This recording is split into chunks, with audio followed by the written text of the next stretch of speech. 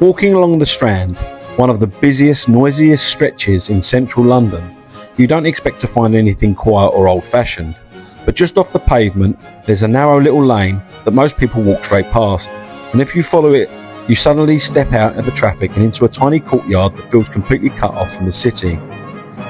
And tucked there between modern glass and office blocks is this small Tudor chapel.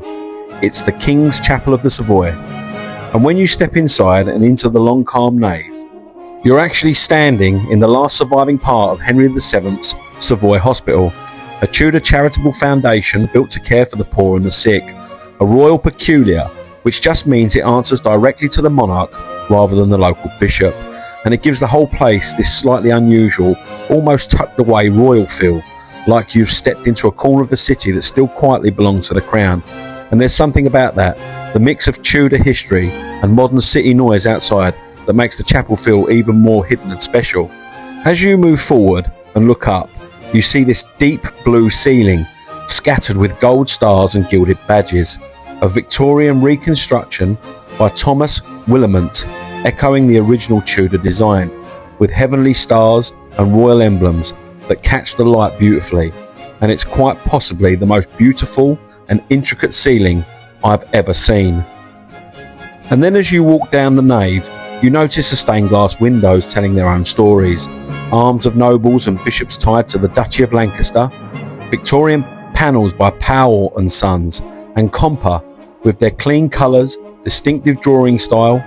One window is dedicated to Prince George, the Duke of Kent, who served as the Air Commodore in the RAF and was killed on active service in 1942. The eagle, squadron colours and laurel wreath, all marking that loss. As you keep moving along the nave, you come to one of the big Victorian narrative windows, stacked with tier after tier of figures, saints, stories and scenes of teaching and charity, all done in that rich 19th century style that loved colour, movement and a bit of drama.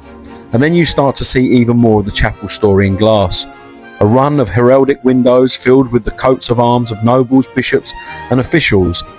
tied to the Duchy of Lancaster, each shield basically a little biography in glass, along with a few quieter post-war replacement panels rebuilt after the Blitz,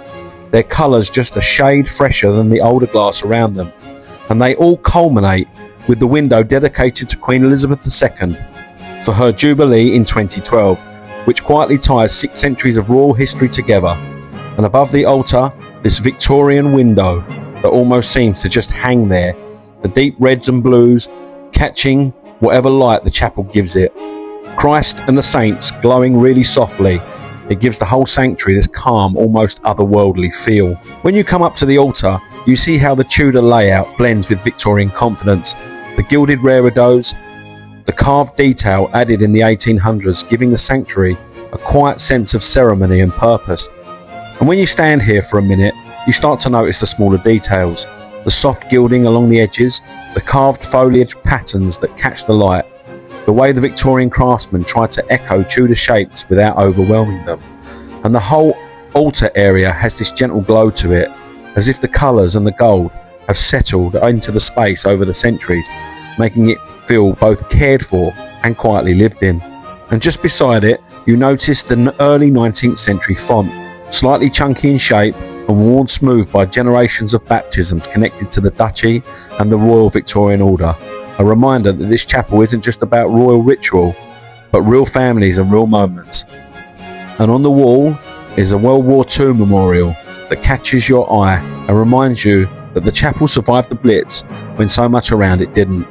A simple plaque with a few names from the Savoy staff who were killed in the war, quietly marking the nights when bombs fell across the Strand and the chapel somehow stayed standing. And at the rear of the chapel, you come to the King's Seat, the official stall of the Duchy of Lancaster, with the royal coat of arms above it and the royal standard set just in front of the chair, and it's still used today when His Majesty is in attendance. This is where he sits, and just besides it is kept for Queen Camilla, which is a nice little reminder that even in this tiny chapel, the royal household still has its place. And when you finally step back from the King's Seat and look around the chapel one last time, it hits you just how strange and lovely this place is, a tiny Tudor survivor tucked between office blocks and glass towers, still carrying 6 centuries of royal history, as if it's the most natural thing in the world. Outside, the Strand is roaring away like it always does, but in here the air feels still, almost suspended, as if the chapel is holding its breath. You notice the colours again, the quiet glow of the wood, the way the light settles on stone, and you realise how easy it would be to walk past this place every single day without ever knowing it was here. Thanks everyone for watching the Pew Review, and I'll see you on the next one.